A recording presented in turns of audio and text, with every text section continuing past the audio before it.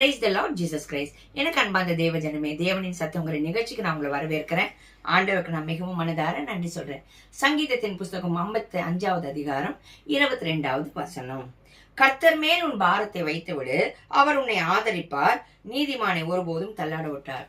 உங்க வருத்தங்கள் பாரங்களை நீங்க மனுஷன்கிட்டயோ மத்தவங்க கிட்டயோ போய் சொல்லி புலம்புறதுனால உங்களுக்கு அந்த இடத்துல ஒரு சொல்யூஷன் கிடைக்க போகிறது இல்ல. உங்க வருத்தம் பாரங்கள் தீர போறதும் இல்ல. யார்கிட்ட இறக்கி வைக்கணும்? கர்த்தர் பேர்ல இறக்கி வைக்கணுமா? அவர் உங்களை ஆதரிப்பாராம். நீங்க வருத்தத்தையும் பாரத்தையும் கொண்டு போய் அவர் சமூகத்துல இறக்கி வைக்கிறச்சே ஆதரிக்கிறதுனா என்ன? ஒரு அடைக்கலம் கொடுத்து ஒரு அரவணைத்து கொண்டு உங்களை ஆற்றி தேற்றுறது.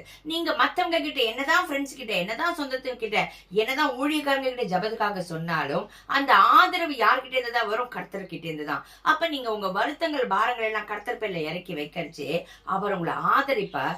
அது மாத்திரமல்ல, நீதிமானை அவர் ஒருபோதும் தள்ளாட விட மாட்டார். எப்ப இந்த ஆதரவு வரும்? எப்ப என் வருத்தம் பாரங்கள் எல்லாம் கர்த்தர் கிட்ட நான் இறக்கி வைக்கிறச்சே எனக்கு ஆதரவு வரும்னா, நான் நீதிமானா நடந்து கொள்ளும் போது இல்லையா? ஒரு வாக்குத்தத்தம் கொடுத்தாலே கர்த்தர் அந்த ஒரு கட்டளையும் கொடுக்கிறாரு. அவருடைய பிள்ளையாக நம்ம ரட்சிக்கப்பட்டு அவரோட நீதியில நம்ம வாழ ஆரம்பிக்கிறச்சே நானும் நீங்களும் விசுவாசத்தினால கிருபையினால விசுவாசத்தை கொண்டு ரட்சிக்கப்பட்டு நீதிமான் என அழைக்கப்பட்டிருக்கோம். அப்ப அவரோட பிள்ளைகளாக நம்ம நீதிமானா வாழ்ந்து கொண்டு இருக்கிறச்சே நமக்கு வருத்தங்கள் பாரங்கள் வரும் தான். அது எல்லா சுமையும் கர்த்தர் பாதத்துல நீங்க இறக்கி வைங்க, நிச்சயமா அவர் உங்களை ஆதரிப்பார். ஜெபிக்கலாமா?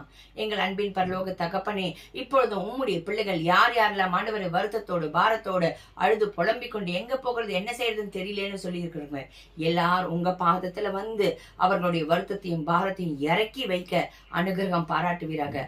அவர்களை ஆற்றி தேற்றுங்கப்பா. ஆண்டவரே, நீங்க ஆண்டவரே அவங்களை அரவணைக்கிற தேவனா இருக்கிறீர் ராஜா, ஆற்றுகிற தேவனா இருக்கிறீர் ராஜா. ஆண்டவரே, அவங்களுக்கு ஒரு அதிசயம் அற்புதம் செய்கிற தேவனா இருக்கிறீர் ராஜா. அந்த வருத்தம் பாரத்தை இனி அவர்கள் சுமக்காதபடிக்கு உங்க சமூகத்துல வைக்கும் போது நீர் அவர்களை அரவணைத்து கட்டி தழுவி உங்க சமாதானத்தினால நிரப்புங்க. நீதிமானை ஒருபோதும் தள்ளாட விட மாட்டீர் அல்லவா? ஆண்டவரே, இந்த பிள்ளைகள் நீதிமானாக வாழ உதவி செய்யுங்க ராஜா. எந்த இடத்துலயும் வெக்கப்பட்டு போகாதபடிக்கு ஆண்டவரே உம்ம பாதத்துல எல்லாவற்றிலையும் இறக்கி வைத்து ஆண்டவரே நீர் ஆற்றுகிறதுனால அவர்களுக்குள்ள அரவணைக்கிறதுனால உங்க சமாதானம் வரட்டும். இயேசுவின் நாமத்தினால ஜெபிக்கிறோம் பிதாவே. ஆமீன். ஆமீன். God bless you.